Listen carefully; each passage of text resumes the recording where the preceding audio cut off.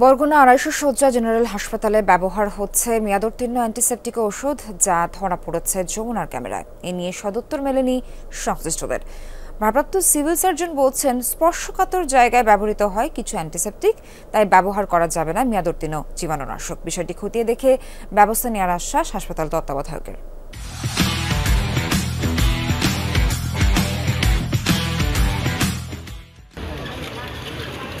বরগুনা ২৫০ শয্যা জেনারেল হাসপাতাল উপকূলীয় এই জেলার ১০ লাখেরও বেশি মানুষের চিকিৎসা সেবায় প্রধান ভরসা। সরকারি এই হাসপাতালে অ্যান্টিসেপটিক সহ বিভিন্ন ধরনের মেয়াদ উত্তীর্ণ ওষুধ ব্যবহারের অভিযোগ পেয়ে অনুসন্ধানে যমুনা টেলিভিশন।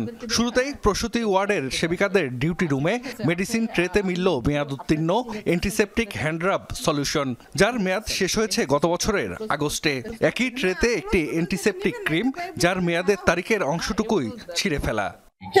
আমরা মেয়াদের জন্য নিজেরা হাত ধোয়ার জন্য এটা সাপ্লাই নাই, এটার ভিতরে নিয়ে গেল একটু আগে। হ্যাঁ, এটা ইউজ করলে এর কোনো সমস্যা নেই। একজন গর্ভবতী মায়ের সেনসিটিভ জায়গায় এটাকে ইউজ করা হয়, সেইটা কেন আপনার আমার কর্তৃপক্ষ আছে, তাদের সাথে আপনি কথা বলেন নিয়ে। এরপর যমুনার ক্যামেরা লেবার ওয়ার্ডে ফ্রিজের মধ্যে মিলল ২ ধরনের মেয়াদ উত্তীর্ণ ইনসুলিন। এটার নাম কি? গাইনি ও প্রসূতি বিভাগের দায়িত্বে থাকা জুনিয়র কনসালটেন্ট মাহবুবুর রহমানের কক্ষেও দেখা যায় মেয়াদ উত্তীর্ণ অ্যান্টিসেপটিক হ্যান্ডরাব সলিউশন। এ বিষয়ে ক্যামেরার সামনে কথা বলতে রাজি হননি তিনি। সরকারি হাসপাতালে মেয়াদ উত্তীর্ণ অ্যান্টিসেপটিক ও ওষুধের ব্যবহারের ঘটনা গুরুত্বের সাথে খতিয়ে দেখার তাগিদ সচেতন নাগরিকদের। কর্তৃপক্ষ দেখেও যদি না দেখার ভান করে থাকে এবং এই ঔষধগুলো যারা স্টোরে রেখেছে বা এই ঔষধগুলো যারা ব্যবহার করছে তাদেরকে শাস্তির আওতায় আনা হোক। ভারপ্রাপ্ত সিভিল সার্জন বলছেন, দুটি অ্যান্টিসেপটিক সেনসিটিভ জায়গায় ব্যবহার করা হয়, কোনোভাবেই সেখানে মেয়াদ উত্তীর্ণ অ্যান্টিসেপটিক ব্যবহার করা যাবে না। ১ নম্বরে ক্লোরোহেক্সিডিন ক্রিম আর ২ নম্বরে জার্মিকট, যেটা ক্লোরোহেক্সিডিন গ্লুকোনেট সলিউশন, এটার কথা বলতেছেন। মেয়াদ উত্তীর্ণ হিসাবে এই দুটার কোনোটা ইউজ করা উচিত না।